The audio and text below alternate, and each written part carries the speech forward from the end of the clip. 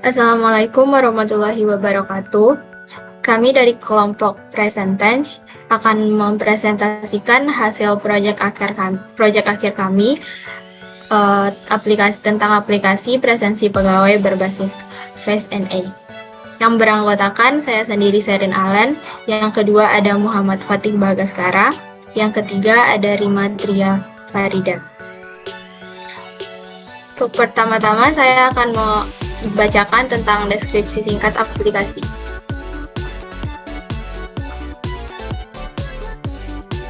Aplikasi dapat mengisi daftar hadir pegawai dengan menampilkan dan menyimpan data pegawai, nama lengkap, dan jabatan. Aplikasi ini mempermudah karyawan untuk melakukan absensi. Selain itu, perusahaan atau instansi selaku pengelola akan lebih mudah dan efisien dalam mengatur absensi dari setiap pegawai. Selanjutnya ada sintaks dan fitur. Sintaks program yang digunakan, yang pertama ada import. Fungsi ini digunakan untuk memanggil modul dari library.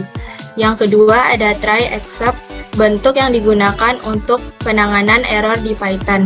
Yang ketiga ada def, fungsi untuk membuat fungsi baru yang belum ada pada built-in function. Yang keempat ada while, digunakan untuk mengulang statement selama kondisi benar. Yang kelima ada for, digunakan untuk mengeksekusi satu set pernyataan sekali untuk setiap item dalam daftar. Yang keenam ada break, menghentikan perulangan pada statement. Yang ketujuh ada if, digunakan dalam menguji suatu variabel.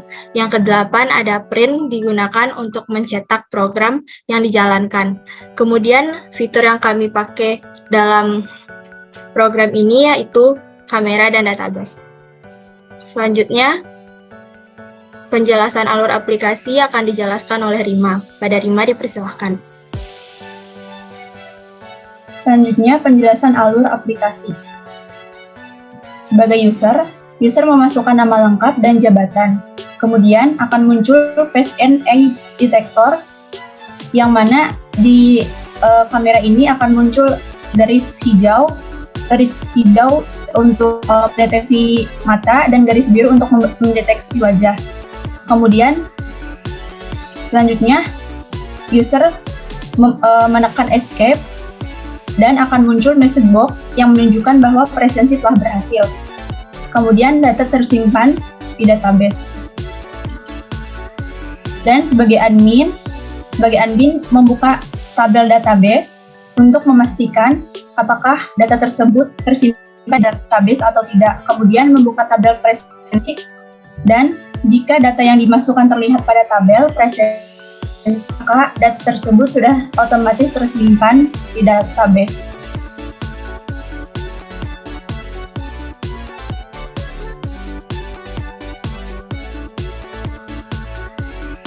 Selanjutnya penjelasan kode akan dijelaskan oleh Fatih. Pada Fatih dipersilakan.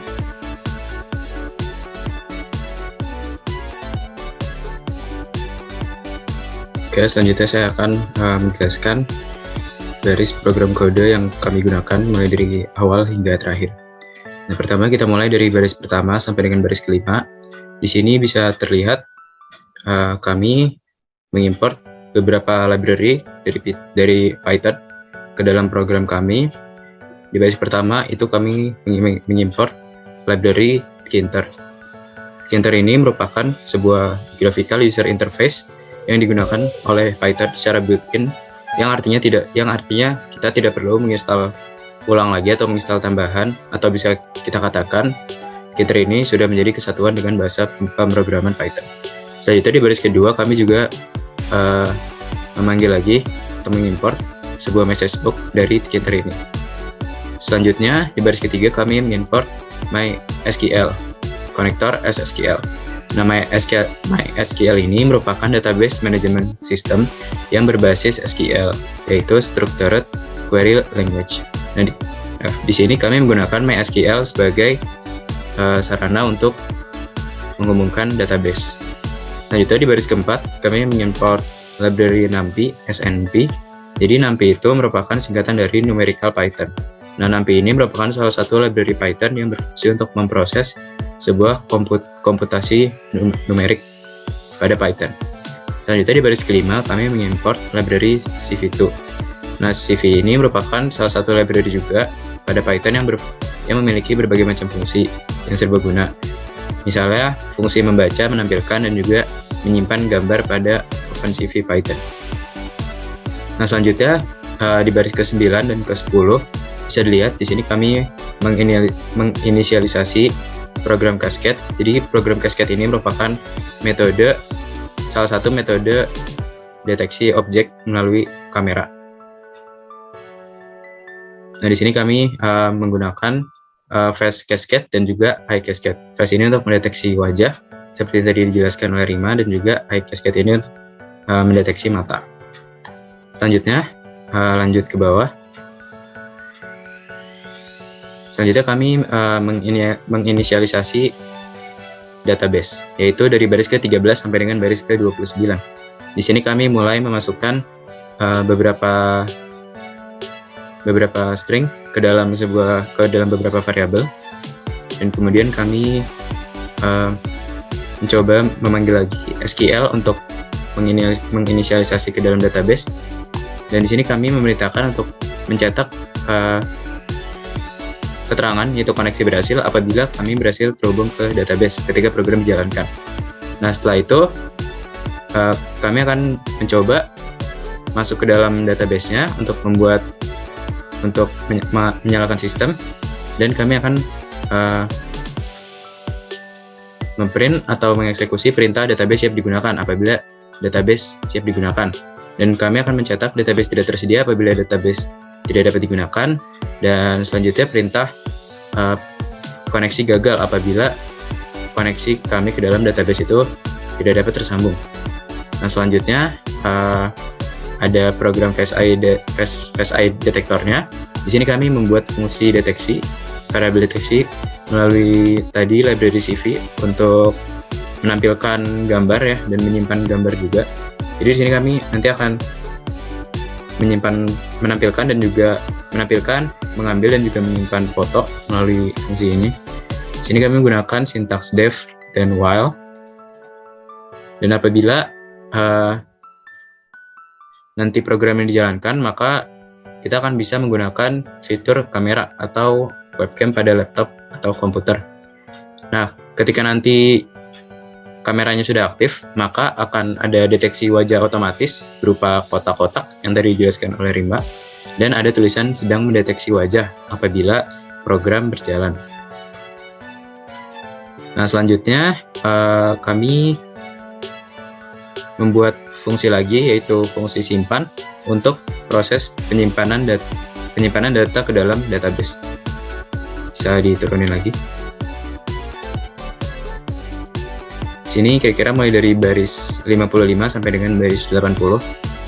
Nah, di sini kami menyimpan inputan dari nama. Nanti yang akan diinput adalah nama dan jabatan. Jadi kami masukkan ke dalam variabel nama dan juga jabatan. Nah, selanjutnya jika sudah terhubung ke database, maka nanti akan ditampilkan terhubung ke database. Dan kemudian jika database berhasil terhubung, maka kami akan mencoba membuat tabel, yaitu tabel presensi untuk penyimpanan data ke dalam database. Dan apabila tabel berhasil dibuat, maka akan keluar tulisan tabel siap digunakan. Nah, selanjutnya prosesnya adalah menyimpan data yang tadi diinput, yaitu data nama, jabatan, serta foto yang diambil. Nah, apabila ketiga hal tersebut berhasil tersimpan ke dalam database, maka kami akan mengeksekusi tulisan berhasil menyimpan data ke database.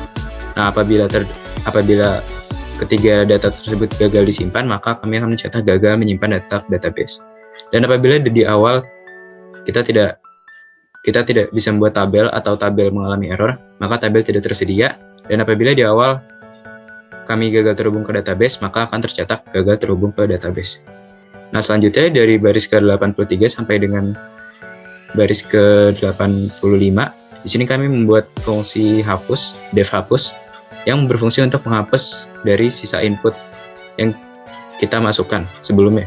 Misalkan sebelumnya kita menginputkan nama dan juga jabatan. Nah, setelah kita nanti mengklik tombol hadir pada program aplikasi, maka input yang kita inputkan sebelumnya, yang kita masukkan sebelumnya, maka akan menghilang karena fungsi ini.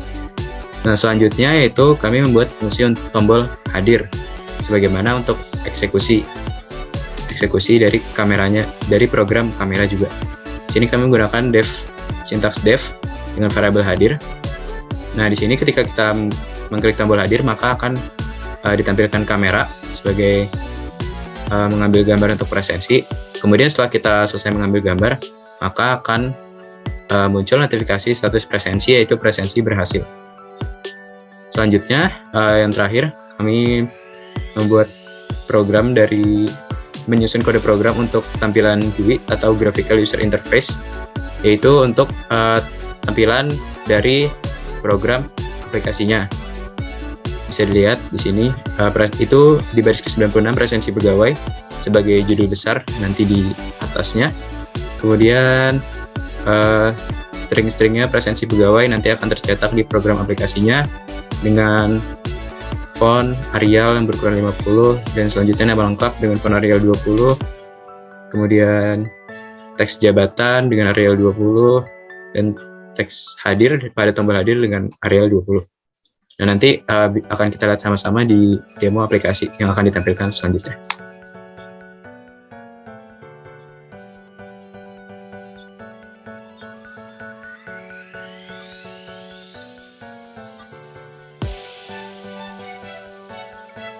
Ini dia, kami akan menampilkan demo project dari aplikasi.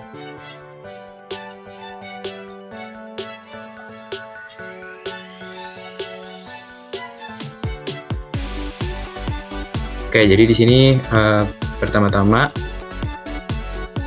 kami mengetik kodenya dari awal sampai dengan akhir secara berurutan.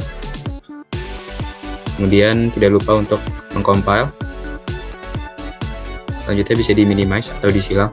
Nah, selanjutnya di sini kami menggunakan SAM Control Panel. Kemudian di start. Kemudian kita masuk ke folder project-nya. Di sini terdapat file presensi, kemudian file cascade untuk face dan file cascade untuk eye. Selanjutnya kita masuk ke CMD dalam folder. Kemudian kita ketikkan Python sebagai bahasa pemrograman yang kita gunakan dan nama file dengan format PY. Setelah di enter, nah maka akan tampil program aplikasinya. Dan perintahnya bisa terlihat tadi koneksi berhasil ya. Nah, di sini kita masukkan nama lengkap untuk presensi pegawai. Misalkan di sini saya mengetikkan nama saya dan jabatannya adalah manajer. Selanjutnya klik tombol hadir untuk mengambil foto. Nah, bisa dilihat ini kotak yang berwarna biru. Selanjutnya klik SC, enter, kemudian presensi berhasil. Dan di situ terlihat tabel siap digunakan dan sudah tersimpan di dalam database. Selanjutnya kita buka database, ke pegawai, kemudian tabel presensi, dan bisa terlihat di sini data sudah tersimpan, yaitu data nama, jabatan, dan juga foto.